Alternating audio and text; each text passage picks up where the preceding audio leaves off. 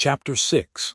Later on, Raskolnikov happened to find out why the huckster and his wife had invited Lizaveta. It was a very ordinary matter, and there was nothing exceptional about it.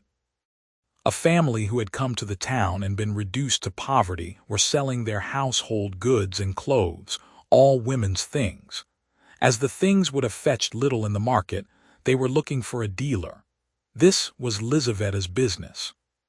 She undertook such jobs and was frequently employed, as she was very honest and always fixed a fair price and stuck to it. She spoke as a rule little, and, as we have said already, she was very submissive and timid. But Raskolnikov had become superstitious of late. The traces of superstition remained in him long after, and were almost ineradicable. And in all this, he was always afterwards disposed to see something strange and mysterious, as it were, the presence of some peculiar influences and coincidences. In the previous winter, a student he knew called Pokarev, who had left for Kharkov, had chanced in conversation to give him the address of Alyona Ivanovna, the old pawnbroker, in case he might want to pawn anything.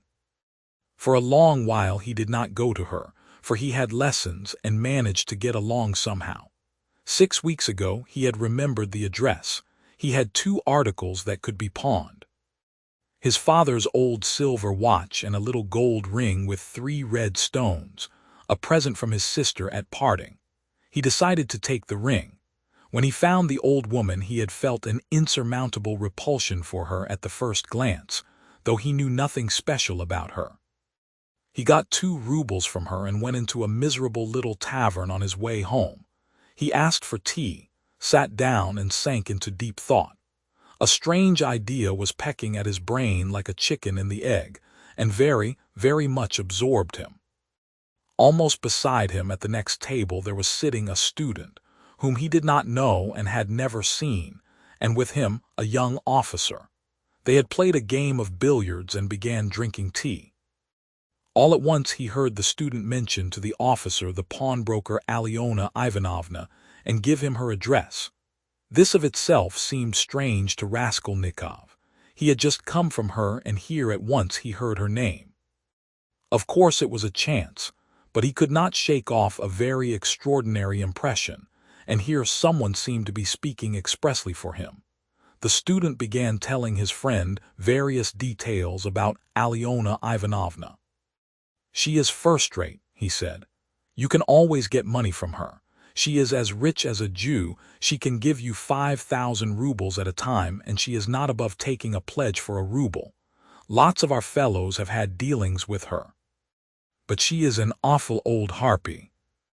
And he began describing how spiteful and uncertain she was, how if you were only a day late with your interest, the pledge was lost, how she gave 1/4 of the value of an article and took 5 and even 7% a month on it, and so on.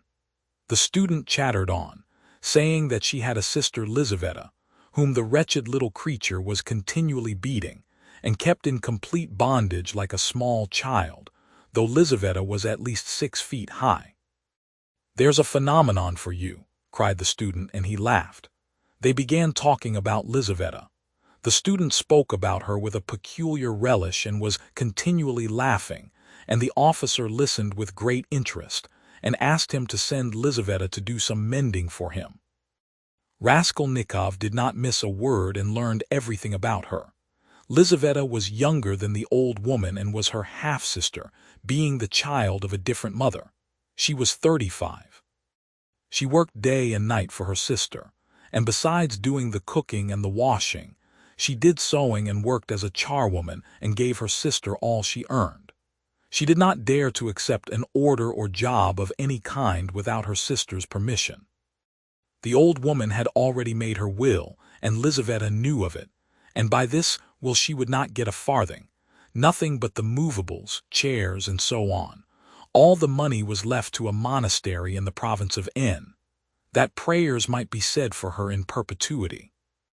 Lizaveta was of lower rank than her sister, unmarried and awfully uncouth in appearance, remarkably tall with long feet that looked as if they were bent outwards. She always wore battered goatskin shoes and was clean in her person. What the student expressed most surprise and amusement about was the fact that Lizaveta was continually with child. "But you say she is hideous," observed the officer. "Yes, she is so dark-skinned and looks like a soldier dressed up, but you know she is not at all hideous. She has such a good-natured face and eyes, strikingly so, and the proof of it is that lots of people are attracted by her. She is such a soft, gentle creature, ready to put up with anything, always willing to do anything. And her smile is really very sweet." "You seem to find her attractive yourself," laughed the officer. "From her queerness. No, I'll tell you what. I could kill that damned old woman and make off with her money, I assure you, without the faintest conscience prick," the student added with warmth. The officer laughed again while Raskolnikov shuddered. How strange it was. "Listen, I want to ask you a serious question," the student said hotly. "I was joking, of course, but look here. On one side we have a stupid, senseless, worthless, spiteful, ailing, horrid old woman, not simply useless but doing actual mischief, who has not an idea what she is living for herself, and who will die in a day or two in any case. You understand, you understand." Yes, I understand," answered the officer, watching his excited companion attentively.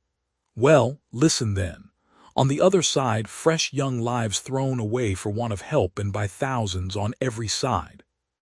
100,000 good deeds could be done and helped, on that old woman's money which will be buried in a monastery. Hundreds, thousands perhaps, might be set on the right path. Dozens of families saved from destitution, from ruin, from vice, from the lock hospitals, and all with her money. Kill her, take her money, and with the help of it devote oneself to the service of humanity and the good of all. What do you think? Would not one tiny crime be wiped out by thousands of good deeds? For one life thousands would be saved from corruption and decay. One death, and 100 lives in exchange. It's simple arithmetic. Besides, what value has the life of that sickly, stupid, ill-natured old woman in the balance of existence? No more than the life of a louse, of a black beetle, less in fact because the old woman is doing harm. She is wearing out the lives of others. The other day she bit Lizaveta's finger out of spite. It almost had to be amputated. "Of course she does not deserve to live," remarked the officer, "but there it is, its nature." "Oh, well, brother, but we have to correct and direct nature, and but for that, we should drown in an ocean of prejudice. But for that there would never have been a single great man. They talk of duty, conscience. I don't want to say anything against duty and conscience, but the point is, what do we mean by them? Stay, I have another question to ask you." "Listen." "No, you stay, I'll ask you a question. Listen." "Well, you are talking and speechifying away, but tell me, would you kill the old woman yourself?" "Of course not. I was only arguing the justice of it. It's nothing to do with me. But I think, if you would not do it yourself, there's no justice about it. Let us have another game." Raskolnikov was violently agitated.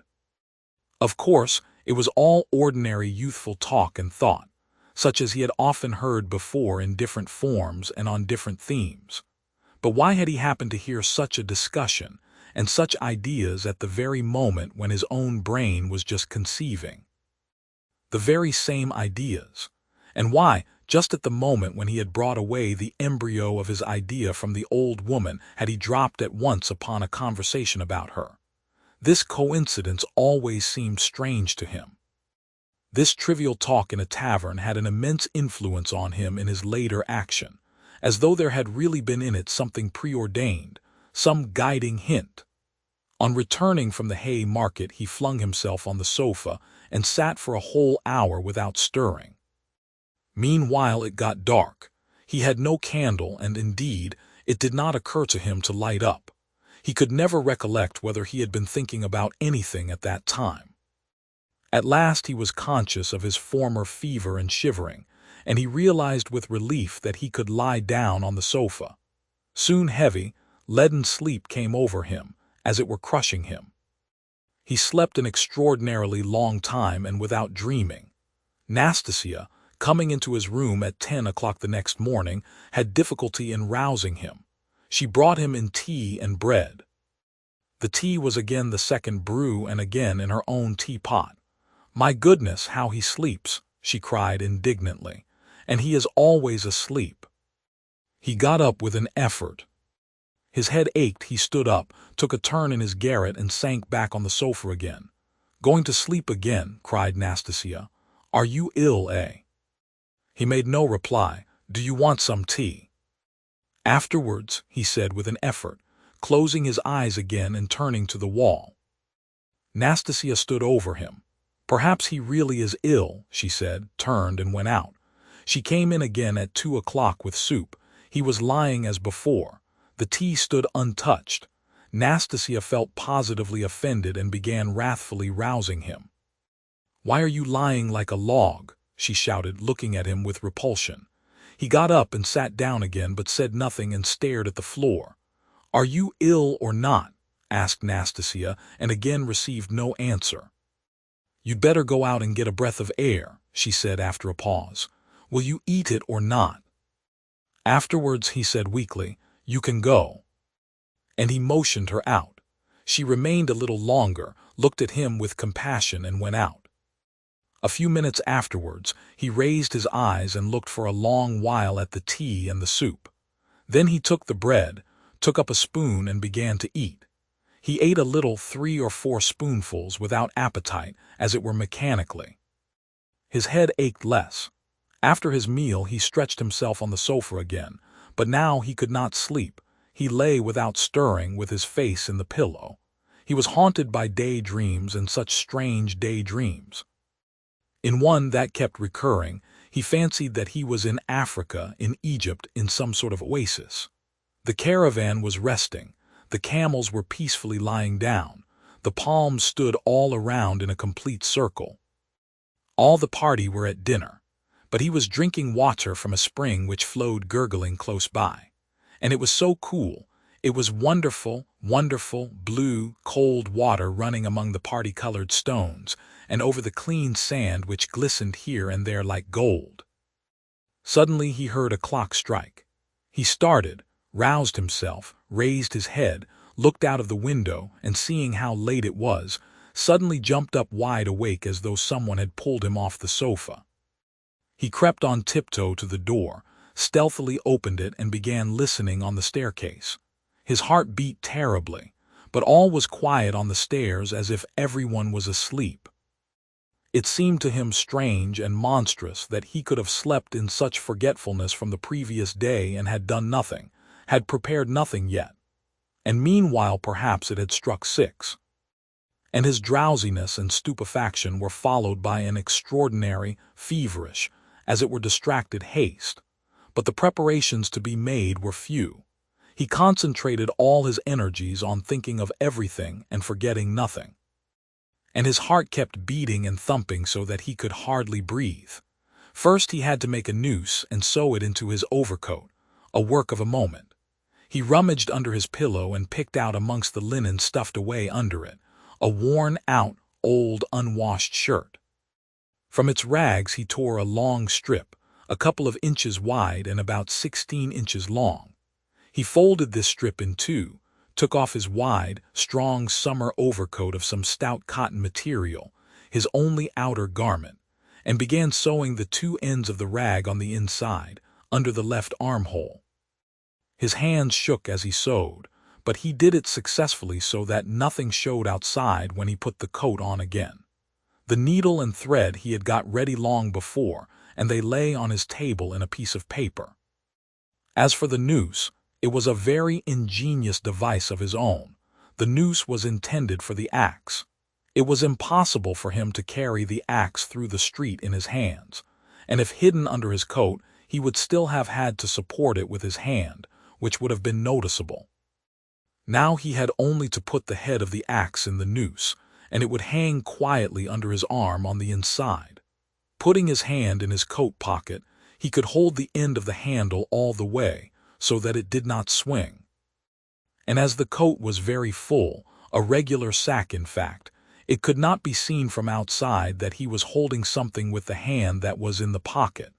This noose, too, he had designed a fortnight before. When he had finished with this, he thrust his hand into a little opening between his sofa and the floor, fumbled in the left corner and drew out the pledge, which he had got ready long before and hidden there. This pledge was, however, only a smoothly planed piece of wood, the size and thickness of a silver cigarette case. He picked up this piece of wood in one of his wanderings in a courtyard where there was some sort of a workshop. Afterwards he had added to the wood a thin, smooth piece of iron, which he had also picked up at the same time in the street. Putting the iron, which was a little the smaller, on the piece of wood, he fastened them very firmly, crossing and recrossing the thread round them. Then wrapped them carefully and daintily in clean white paper, and tied up the parcel so that it would be very difficult to untie it. This was in order to divert the attention of the old woman for a time, while she was trying to undo the knot, and so to gain a moment. The iron strip was added to give weight, so that the woman might not guess the first minute that the thing was made of wood. All this had been stored by him beforehand under the sofa. He had only just got the pledge out when he heard someone suddenly about in the yard. It struck 6 long ago. Long ago, my God! He rushed to the door, listened, caught up his hat and began to descend his 13 steps cautiously, noiselessly, like a cat. He had still the most important thing to do, to steal the axe from the kitchen. That the deed must be done with an axe he had decided long ago. He had also a pocket pruning knife, but he could not rely on the knife and still less on his own strength, and so resolved finally on the axe. We may note in passing one peculiarity in regard to all the final resolutions taken by him in the matter. They had one strange characteristic. The more final they were, the more hideous and the more absurd they at once became in his eyes. In spite of all his agonizing inward struggle, he never for a single instant all that time could believe in the carrying out of his plans. And indeed, if it had ever happened that everything to the least point could have been considered and finally settled, and no uncertainty of any kind had remained, he would, it seems, have renounced it all as something absurd, monstrous, and impossible.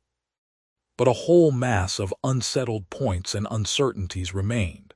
As for getting the axe, that trifling business cost him no anxiety, for nothing could be easier.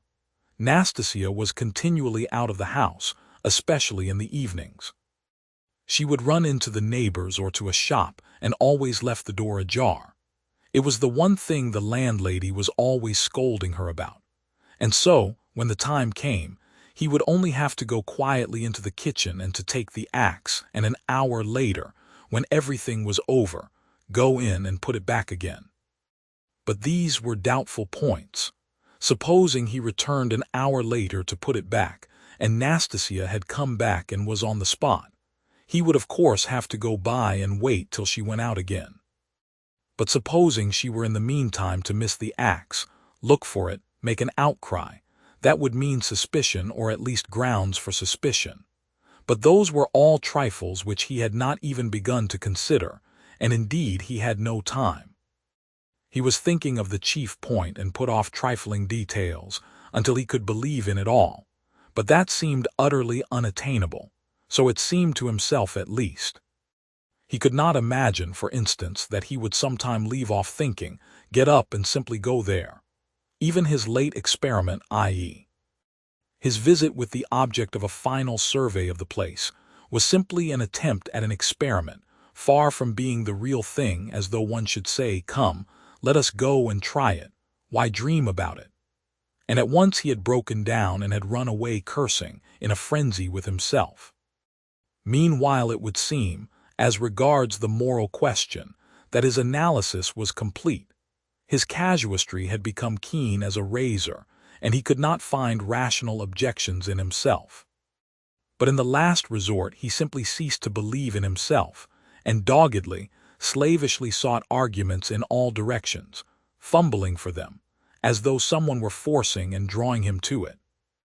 At first, Long before, indeed, he had been much occupied with one question: why almost all crimes are so badly concealed and so easily detected, and why almost all criminals leave such obvious traces. He had come gradually to many different and curious conclusions, and in his opinion the chief reason lay not so much in the material impossibility of concealing the crime, as in the criminal himself. Almost every criminal is subject to a failure of will and reasoning power by a childish and phenomenal heedlessness, at the very instant when prudence and caution are most essential. It was his conviction that this eclipse of reason and failure of will power attacked a man like a disease, developed gradually and reached its highest point just before the perpetration of the crime, continued with equal violence at the moment of the crime and for longer or shorter time after, according to the individual case, and then passed off like any other disease. The question whether the disease gives rise to the crime, or whether the crime from its own peculiar nature is always accompanied by something of the nature of disease, he did not yet feel able to decide. When he reached these conclusions, he decided that in his own case there could not be such a morbid reaction, that his reason and will would remain unimpaired at the time of carrying out his design, for the simple reason that his design was not a crime. We will omit all the process by means of which he arrived at this last conclusion. We have run too far ahead already. We may add only that the practical, purely material difficulties of the affair occupied a secondary position in his mind. One has but to keep all one's will power and reason to deal with them, and they will all be overcome at the time when once one has familiarized oneself with the minutest details of the business. But this preparation had never been begun. His final decisions were what he came to trust least, and when the hour struck, it all came to pass quite differently, as it were accidentally and unexpectedly. One trifling circumstance upset his calculations before he had even left the staircase. When he reached the landlady's kitchen, the door of which was open as usual, he glanced cautiously in to see whether, in Nastasia's absence, the landlady herself was there, or if not, whether the door to her own room was closed, so that she might not peep out when he went in for the axe. But what was his amazement when he suddenly saw that Nastasia was not only at home in the kitchen, but was occupied there, taking linen out of a basket and hanging it on a line. Seeing him, she left off hanging the clothes, turned to him and stared at him all the time he was passing. He turned away his eyes and walked past as though he noticed nothing. But it was the end of everything. He had not the axe. He was overwhelmed. What made me think, he reflected, as he went under the gateway, what made me think that she would be sure not to be at home at that moment? Why did I assume this so certainly? He was crushed and even humiliated. He could have laughed at himself in his anger. A dull animal rage boiled within him. He stood hesitating in the gateway. To go into the street, to go a walk for appearance' sake was revolting. To go back to his room, even more revolting. And what a chance I have lost forever, he muttered, standing aimlessly in the gateway, just opposite the porter's little dark room, which was also open. Suddenly he started. From the porter's room, 2 paces away from him, something shining under the bench to the right caught his eye. He looked about him. Nobody. He approached the room on tiptoe, went down 2 steps into it, and in a faint voice called the porter. Yes, not at home. Somewhere near, though, in the yard, for the door is wide open. He dashed to the axe, it was an axe, and pulled it out from under the bench, where it lay between 2 chunks of wood. At once, before going out, he made it fast in the noose. He thrust both hands into his pockets and went out of the room. No one had noticed him. When reason fails, the devil helps, he thought with a strange grin. This chance raised his spirits extraordinarily. He walked along quietly and sedately, without hurry, to avoid awakening suspicion. He scarcely looked at the passers-by, tried to escape looking at their faces at all, and to be as little noticeable as possible. Suddenly he thought of his hat. Good heavens! I had the money the day before yesterday and did not get a cap to wear instead. A curse rose from the bottom of his soul. Glancing out of the corner of his eye into a shop, he saw by a clock on the wall that it was 10 minutes past 7. He had to make haste and at the same time to go some way round, so as to approach the house from the other side. When he had happened to imagine all this beforehand, he had sometimes thought that he would be very much afraid. But he was not very much afraid now, was not afraid at all indeed. His mind was even occupied by irrelevant matters, but by nothing for long. As he passed the Yusupov garden, he was deeply absorbed in considering the building of great fountains, and of their refreshing effect on the atmosphere in all the squares. By degrees he passed to the conviction that if the summer garden were extended to the Field of Mars, and perhaps joined to the garden of the Mihailovsky Palace, it would be a splendid thing and a great benefit to the town. Then he was interested by the question why in all great towns men are not simply driven by necessity, but in some peculiar way inclined to live in those parts of the town where there are no gardens nor fountains, where there is most dirt and smell and all sorts of nastiness. Then his own walks through the hay market came back to his mind, and for a moment he waked up to reality. What nonsense, he thought, better think of nothing at all. So probably men led to execution clutch mentally at every object that meets them on the way, flashed through his mind, but simply flashed like lightning. He made haste to dismiss this thought, and by now he was near. Here was the house, here was the gate. Suddenly a clock somewhere struck once. What, can it be 7:30? Impossible, it must be fast. Luckily for him, everything went well again at the gates. At that very moment, as though expressly for his benefit, a huge wagon of hay had just driven in at the gate, completely screening him as he passed under the gateway, and the wagon had scarcely had time to drive through into the yard before he had slipped in a flash to the right. On the other side of the wagon he could hear shouting and quarreling, but no one noticed him and no one met him. Many windows looking into that huge quadrangular yard were open at that moment, but he did not raise his head. He had not the strength to. The staircase leading to the old woman's room was close by, just on the right of the gateway. He was already on the stairs, drawing a breath, pressing his hand against his throbbing heart, and once more feeling for the axe and setting it straight, he began softly and cautiously ascending the stairs, listening every minute. But the stairs, too, were quite deserted. All the doors were shut. He met no one. One flat indeed on the first floor was wide open and painters were at work in it, but they did not glance at him. He stood still, thought a minute, and went on. Of course it would be better if they had not been here, but it's 2 stories above them. And there was the 4th story. Here was the door. Here was the flat opposite, the empty one. The flat underneath the old woman was apparently empty also. The visiting card nailed on the door had been torn off. They had gone away. He was out of breath. For one instant the thought floated through his mind, shall I go back? But he made no answer and began listening at the old woman's door, a dead silence. Then he listened again on the staircase, listened long and intently, then looked about him for the last time, pulled himself together, drew himself up, and once more tried the axe in the noose. Am I very pale? He wondered. Am I not evidently agitated? She is mistrustful. Had I better wait a little longer, till my heart leaves off thumping? But his heart did not leave off. On the contrary, as though to spite him, it throbbed more and more violently. He could stand it no longer. He slowly put out his hand to the bell and rang. Half a minute later he rang again, more loudly. No answer. To go on ringing was useless and out of place. The old woman was, of course, at home, but she was suspicious and alone. He had some knowledge of her habits, and once more he put his ear to the door. Either his senses were peculiarly keen, which it is difficult to suppose, or the sound was really very distinct.